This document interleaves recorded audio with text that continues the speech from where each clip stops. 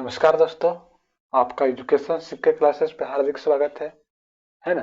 तो आज आप लोगों के बीच में एक बहुत ही महत्वपूर्ण टॉपिक को लेकर आया हूँ, जिसको आपको क्लास 10th के लिए मैं तैयारी करवा रहा हूँ।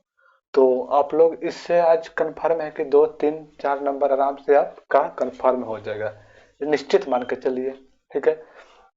आज हम लोग रसायन भाषा है ना, केमिस्ट्री सब्जेक्ट है, उसको आज हम स्टार्ट कर रहे हैं, है ना। जो भी अगर स्टूडेंट थोड़ा भी वीक है, इनको केमिस्ट्री समझ में नहीं आता है, तो आज के बाद ये सारा प्रॉब्लम आपको समाप्त होने वाली है।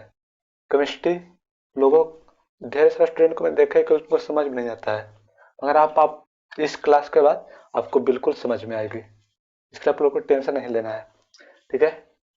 कि रासायनिक अभिक्रिया किससे कहते हैं, कर्ण किसको कहते हैं, समझ में नहीं आता लोगों को, मेरे बच्चों को देखे हुए। ठीक है। तो चलिए सर स्टार्ट हम लोग करेंगे। हम लोग हमारे क्लास 10th में 5 पढ़ना है आप लोग को। चैप्टर है, पहला है रासायनिक अभिक्रिया, दूसरा का अम्ल क्षार लवण, और उसके बाद धातु धातु है, फिर इसके बाद तत्वों का वर्त वर्गीकरण है, और इसके बाद कार्बन एवं उसके यौगिक है। तो आज 5 चैप्टर है, और 5 चैप्टर से ही प्रश्न पूछते रहता है ना।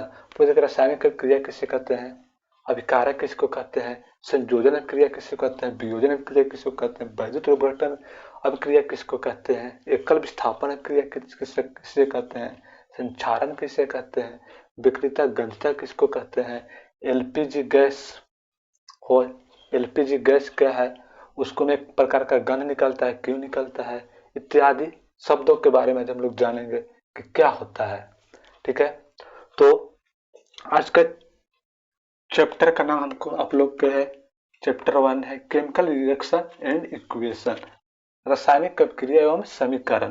तो रासायनिक अभिक्रिया किसको कहते हैं, यह तो परिभाषा ही है, मगर परिभाषा पहले मेरी बातों को सुनिए पहले, तो समझ में आ जाएगा। हमारे आसपास के वातावरण में हमेशा क्रियाएं होती रहती है। जैसे कि बरसात के दिनों में जब सूर्य भगवान अपनी रोशनी धरती पे पड़ते हैं, तो आसपास तालाब, पोखरा, नहर का क्या होता है, वहां पे पानी को सोखता है। सोखने के बाद वो आसमान में वाष्प के रूप में ऊपर जाता है। ऊपर जब बादल संघनन रूप में ले लेता है तो बादल का रूप ले लेता है। फिर जब बादल वायु के द्वारा आपस में टकराता है तो बादल का रूप ले लेता है। वही बादल फिर बारिश के रूप में फिर से आ जाता है।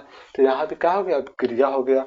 जैसे कि हम लोग चावल बनाते हैं, तो चावल बनाने से पहले चावल लेते हैं, भात जिसको भात कहते हैं। तो चावल पहले क्या करते हैं, चावल पानी के साथ मिलाकर उसको क्या करते हैं, बनाते हैं।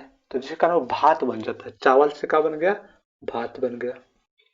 यहाँ भी अब क्रिया हो गया। उसी प्रकार आटा से आटा से रोटी बन गया, ये भी क्या हो गया, अब क्रिया हो गया।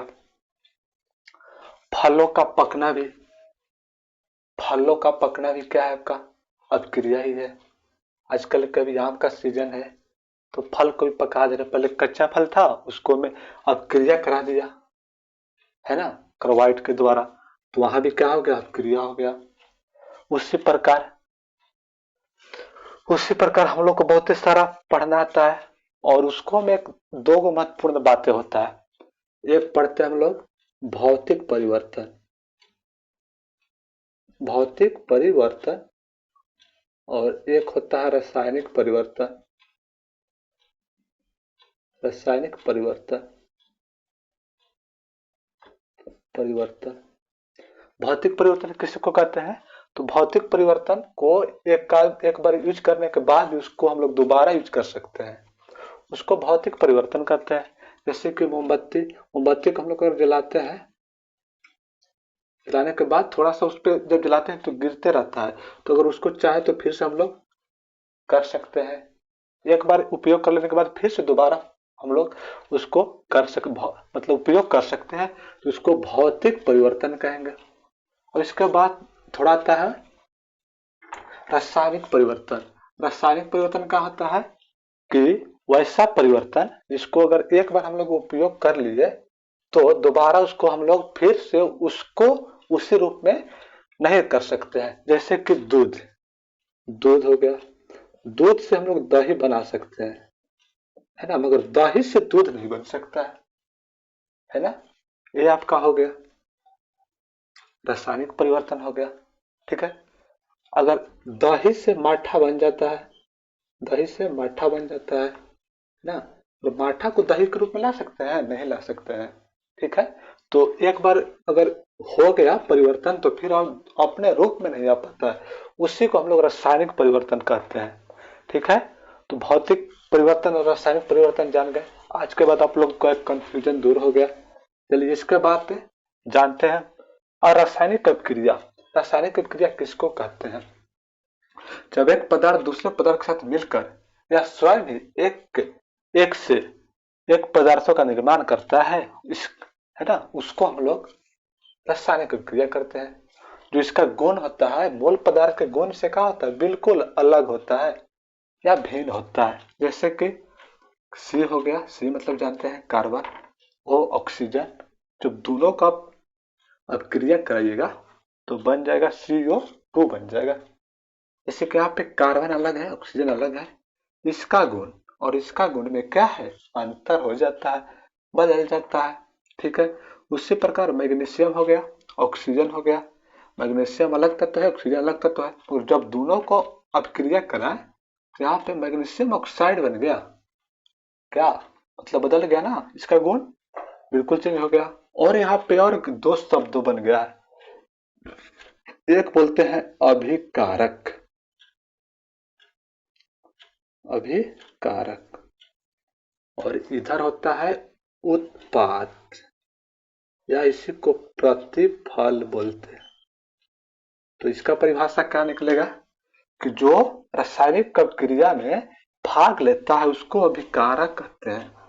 जैसे कार्बन और ऑक्सीजन भाग ले रहा है, इसलिए कार्बन और ऑक्सीजन क्या है आपका, अभिकारक है।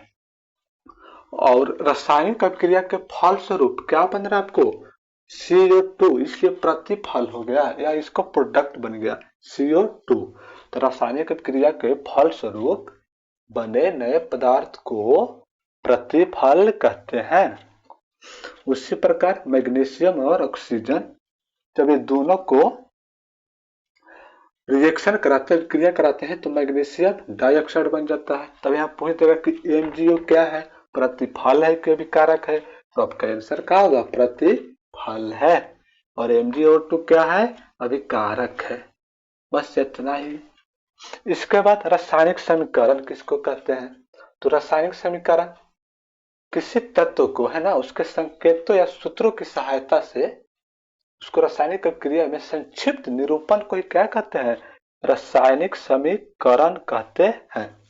जैसे कि यहाँ पे एग्जांपल से समझते हैं। जैसे हम लोग कार्बन ऐसे लिखेंगे, कार्बन, कार्बन लिखेंगे, और यहाँ पे लिखेंगे ऑक्सीजन, इतना लिखना होगा। अगर इसको हम लोग शॉर्ट में या संक्षिप्त मतलब छोटा होता है तो कार्बन को डायरेक्ट C लिख देंगे और ऑक्सीजन को O लिख देंगे।